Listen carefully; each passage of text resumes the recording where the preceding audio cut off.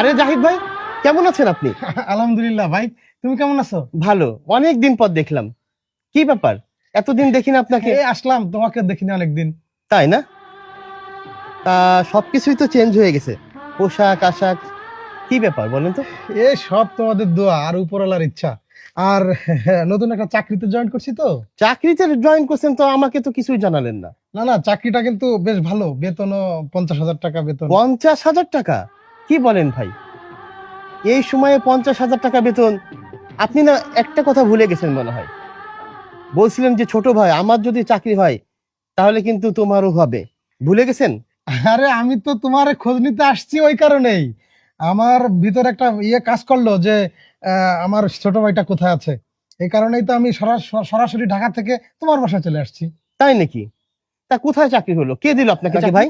আমার চাকরি হলো এই যে আমার ফরিদপুরের এক বড় ভাই, খুব কাছের ভাই, ওনার মাধ্যমে এই চাকরিটা তা হয়ে গেছে। ফরিদপুর মানে তো আমাদের এলাকা। হ্যাঁ, তুমি যদি বলো আমি ভাইকে বলে তোমার ব্যবস্থা করে দিতে পারি। জাহিদ ভাই, আপনি যদি আমার একটু উপকার করতেন, আমার সংসারটা চালাতে খুবই কষ্ট হচ্ছে ভাই। আর কোনো সমস্যা নাই, আমি ইচ্ছা করলে এখনই ভাইকে ফোন করে নিয়ে আসতে পারি। ভাই তো আশেপাশে কোথায় যেন আছে। একটু যদি উপকার করতেন, একটু পরিচয় করা দিলে অন্তত আমি আমার সিভিটা দিয়ে দিতে পারতাম। আচ্ছা ঠিক আছে ঠিক আছে, আমি আমি ভাইকে নক করছি, ভাই কোথায় আছে একটু জানি। হ্যাঁ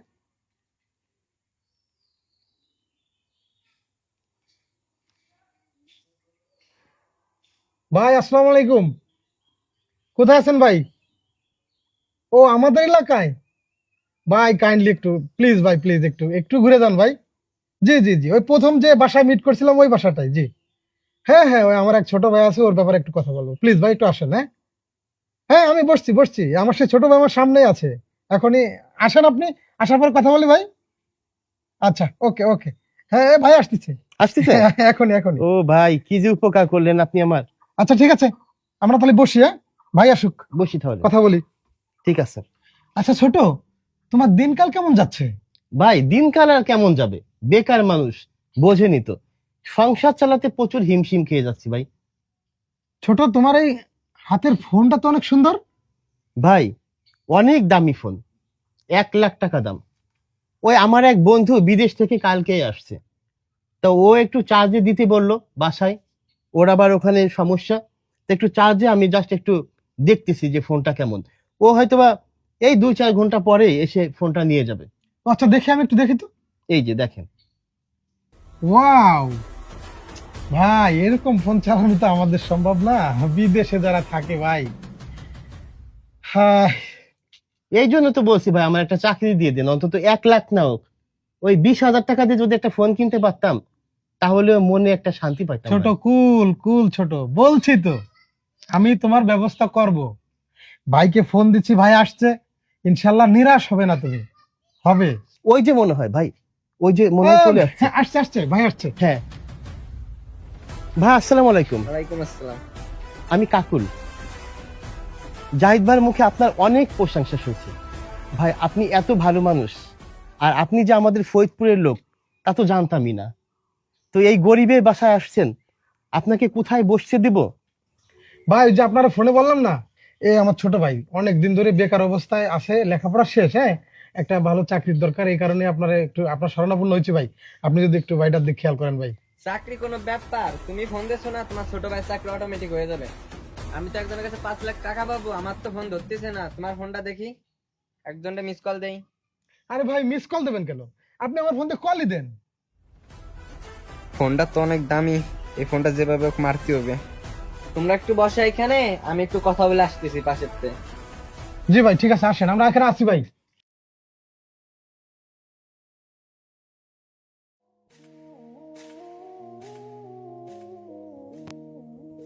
কি ব্যাপার ভাই, 5-7 মিনিট হয়ে গেল, কথা বলার কোনো শব্দ পাচ্ছি না। চলেন তো দেখে আসি। আমিও তো এই মাত্র তো শব্দ আর এখন পাচ্ছি না তো। চলেন তো। চলো তো।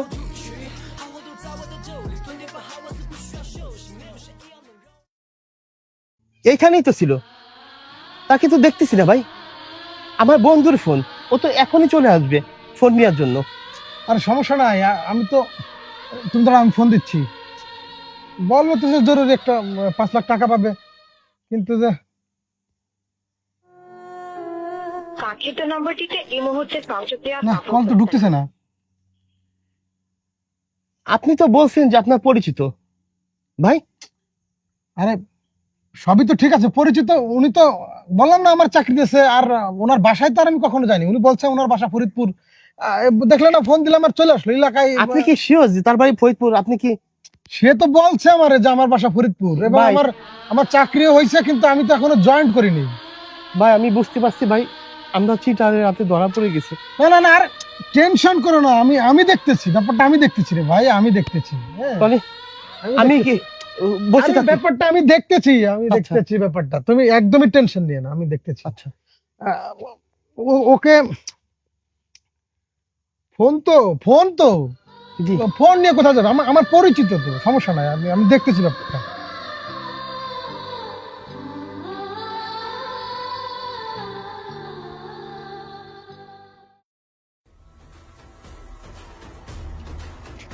এই বেটা, এই তোর এত সময় লাগে একটা ফোন নিয়ে আসছি, দেখুন তো দামি ফোন পেয়ে খুশি তো লাগাইতেছে না। ধর এটা, রাখ পকেটে রাখ। ভাই মাত্র 2000 টাকা তো দামি ফোনে। আরে দেখ বেটা, 2000 টাকা যা। তোরা এই কাজ কি খালি 1 টাকা নেই, আর পাবা না কাজ দেবো না? যা যা, সমস্যা আছে, তুই যা, দেখা হবে পরে। হ্যাঁ ঠিক আছে। এই যদি হয় আমাদের বর্তমান সমাজের অবস্থা, তাহলে আমরা কাকে বিশ্বাস করব? এই বেকারদের আশ্রয়স্থল কোথায় হবে